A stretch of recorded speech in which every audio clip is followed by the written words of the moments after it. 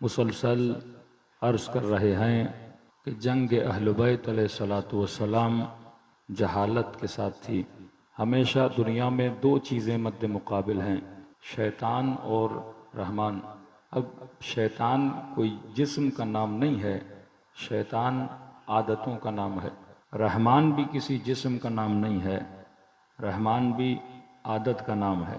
شیطان ایک فکر کا نام ہے، رحمان بھی ایک فکر کا نام ہے۔ اب لفظ بدلتے رہتے ہیں، کسی نے کہا حق ادھر ہے، کسی نے کہا باطل ادھر ہے، کہ سچائی کا مقابلہ جھوٹ کے ساتھ ہوتا ہے، سیاہی بمقابل سفیدی۔ اب یہ انسان نے فیصلہ کرنا ہے کہ واقعاً سیاہی کیا ہے، سفیدی کیا ہے۔ فطرت انسان عاشق کمال ہے، یعنی کوئی بھی ہم میں سے ایسا بندہ نہیں ہے جو کمال کو پسند نہ کرے، کوئی بھی ایسا اسٹوڈنٹ نہیں ہے جو کامیاب نہ ہونا چاہے، کوئی بھی ایسا شاگرد نہیں ہے جو فیل ہونا کو پسند کرے۔ لیکن سوال یہ ہے پھر ہم فیل کیوں ہوتے ہیں؟ یعنی آپ بڑے سے بڑے ظالم سے پوچھو گے عاشق جنت ہوں یا جہنم، کہے گا میں عاشق جنت ہوں۔ بڑے سے بڑے انگریز سے پوچھو جو لادین ہے، لائق ہے، اللہ کو نہیں مانتا، کہ جناب آپ پرفیکشن کو پسند کرتے ہو، کمال کو پسند کرتے ہو، ہاں کہے گا میں بھی عاشق کمال ہوں۔ جو روڈ پر کسی جوان سے گولی کے زور پر کوئی چیز چھین رہا ہے وہ بھی کمال کے پیچھے ہے، اور جو لٹ رہا ہے وہ بھی کمال کے پیچھے۔ اب انسان غلطی کہاں پہ کرتا ہے؟ غلطی وہاں ہوتی ہے کہ یہ جس چیز کو کمال سمجھ رہا ہوتا ہے وہ کمال ہوتا نہیں ہے۔ شیطان کبھی بھی برے کو برا دکھا کے پیش نہیں کرتا، کہ رسول خدا نے فرمایا کہ میں اللہ کی طرف سے مبلغ ہوں، اور شیطان کے لیے کہا یہ مزین ہے۔ برائی کے لیے تبلیغ کی ضرورت نہیں ہے، برائی میں ویسے ہی کشش ہے۔ شیطان برائی کو تزیین دیتا ہے، خوبصورت بنا کے پیش کرتا ہے۔ شیطان کو برائی کی تبلیغ کرنے کی ضرورت نہیں ہے۔ اب ایک چیز صاحب شہوت ہے، اس میں تبلیغ کی کیا ضرورت، اس میں ویسے ہی کشش ہے۔ پیسہ کس کو اچھا نہیں لگتا؟ انسان کے وجود میں شہوت ہے، شہوت رانی کس کو اچھی نہیں لگتی؟ انسان کو اللہ نے بھوک دی ہے، اچھا کھانا کھانا کس کو اچھا نہیں لگتا؟ مالدار بننا کس کو اچھا نہیں لگتا؟ شہرت کس کو اچھی نہیں لگتی؟ اب شیطان ان چیزوں کو تزیین دیتا ہے، مطلب فطرت میں حیا ہے، وہ بے حیائی بری چیز ہے، اس کو مزین کرے گا، تزیین دے گا، تاکہ انسان اسے کیا کرے، اور زیادہ پسند کرنے لگے۔ یعنی برائی میں پہلے سے کشش، اور شیطان نے تزیین دی، اور زیادہ وہ ہمارے لیے کیا ہو گئی، خوبصورت ہو گئی۔ لیکن نبی نے فرمایا میں مزین نہیں، میں مبلغ ہوں۔ کیونکہ نماز کچھ بھی ہو، زحمت تو ہے نا، کہ بندہ صبح اٹھے، چہرہ دھوئے، وضو کرے، نیند میں کبھی سردی کا موسم، کبھی تھکن، کبھی تھکاوٹ، یہ عمل قابل زحمت ہے۔ کہ آپ کو رشوت کی دعوت آئے، اسلام کے نہ لو، یہ زحمت ہے کہ بندے کے سامنے پیسہ اور پیسے کو جواب دے۔ انسان کا دل شہوت رانی کرے، لیکن اسلام کا نہ دیکھو، نہ کرو، نہ کھاؤ، نہ جاؤ، نہ چلو، نہ سنو، تو یہ جتنے نانا لگتے ہیں۔ تبھی فرمایا الدنیا سجن المؤمن، دنیا مومن کا زندان۔ یہ ایک طرح کا زندان ہے کہ آپ کو کوئی چیز کھانا چاہتے ہو، کہیں روزے میں ہو، کھاؤ نہیں۔ کسی کو دیکھنا چاہتے ہو، کہ دیکھو نہیں، مثلا نامحرم ہے۔ کوئی آواز سننا چاہتے ہو، کہ سنو نہیں، حرام ہے۔ فلاں جگہ پہ جانا چاہتے ہو، کہ نہیں، محفل حرام ہے، وہاں نہیں جا سکتے۔ کوئی چیز اچھی لگ رہی ہے، ڈیلیشیس ہے، کھانا چاہتے ہو، لیکن اس میں تھوڑا حرام مکس ہوا پڑا ہے، کہ نہیں، اس کا نہیں کھا سکتے کیونکہ یہ ظالم ہے، اس کا نہیں کھا سکتے کیونکہ اس نے مال، لوگوں کے مال و دولت اور لوٹ کو بنایا ہے۔ تو فرمایا دینداری اور دین پہ عمل کرنے میں زحمت ہے۔ تبھی جس کام میں زحمت ہے اس کے لیے مبلغ کی ضرورت ہے۔ جس کام میں زحمت ہے، انبیاء کو بھیجا کہ تبلیغ کرو۔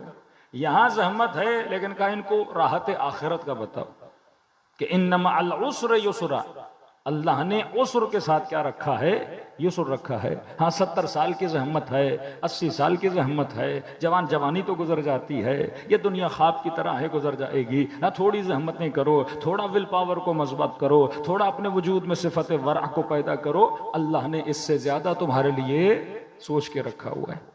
لیکن شیطان مبلغ نہیں ہے، کیا ہے، مزین ہے۔ تبھی امیر المؤمنین جنگ صفین کے بعد مالک اشتر کے ساتھ بیٹھے تھے. ظاہر ہے یہ بھی اپنے اصحاب کے ساتھ درد دل کرتے تھے. فرمایا مالک میں علی کتنا سمجھاتا ہوں، یہ پھر بھی علی کو چھوڑ کے وہاں کیوں جا رہے ہیں؟ مالک میں قرآن سنا رہا ہوں، مالک میں حدیث سنا رہا ہوں، مالک ان کو پتا بھی ہے کہ علی صاحب تقویٰ ہے، علی جو کہہ رہا ہے ان کی آخرت کے لیے کہہ رہا ہے، علی کا تو فائدہ نہیں ہے ان کا فائدہ ہے، مالک یہ پھر بھی مجھے چھوڑ کے کیوں جاتے ہیں؟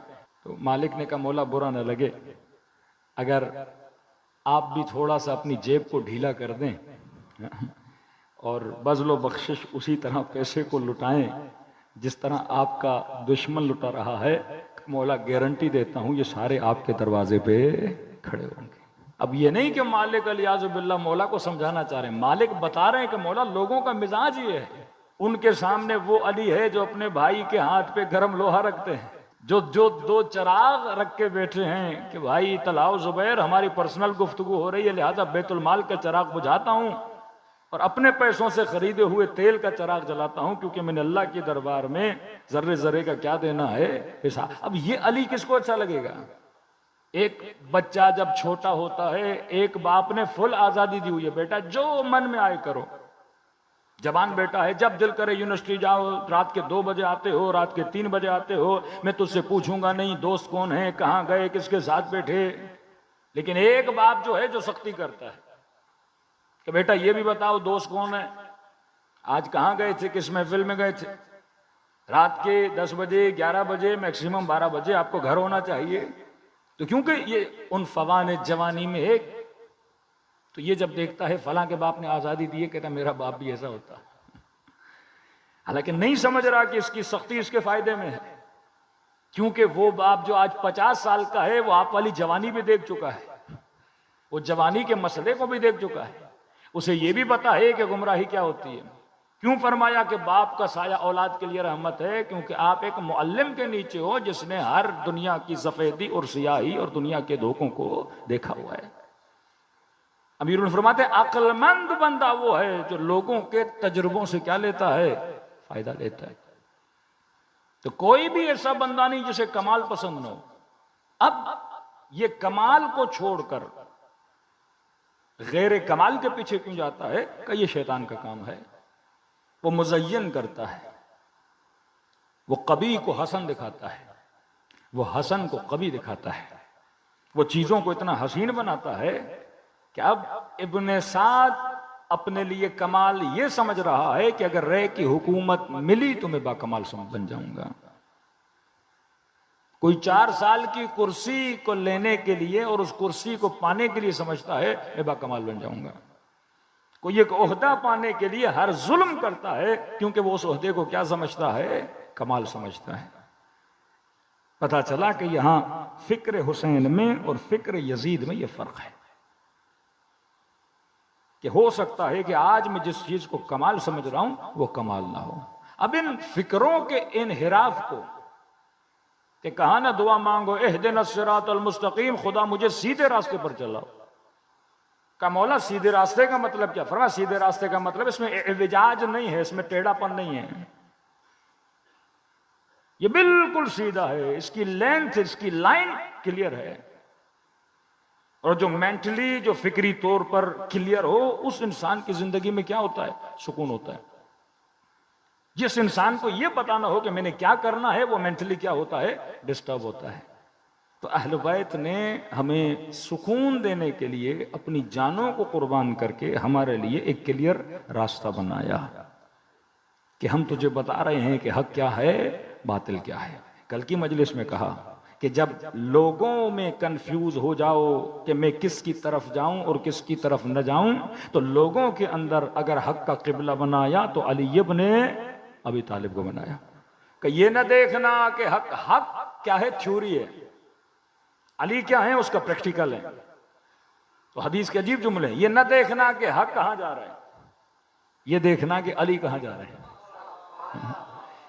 اب اس میں آدمی کنفیوز ہو یا رسول اللہ کیا حق الگ ہے علی الگ ہے؟ نہیں، حق تھیوری ہے. کہ یہ نہ دیکھنا کہ حق کی تھیوریز کہاں جا رہی ہیں، یہ دیکھنا کہ علی کہاں جا رہا ہے، کیونکہ علی اس حق کو پریکٹیکل تمہیں کر کے دکھائے گا.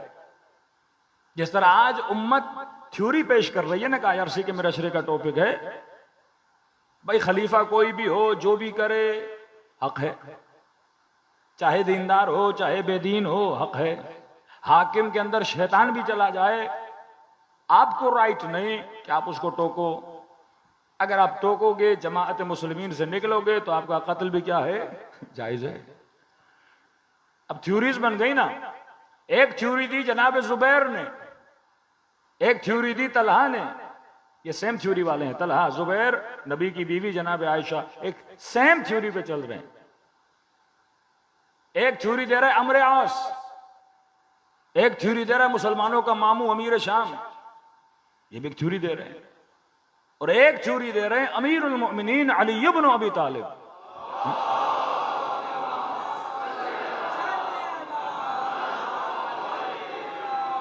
دیکھیے جب نیزوں پہ قرآن بلند ہوا تو کہا نا لا حکم الا اللہ، اللہ کے علاوہ کوئی حکم نہیں چلے گا، تو یہ تھیوری ہے نا۔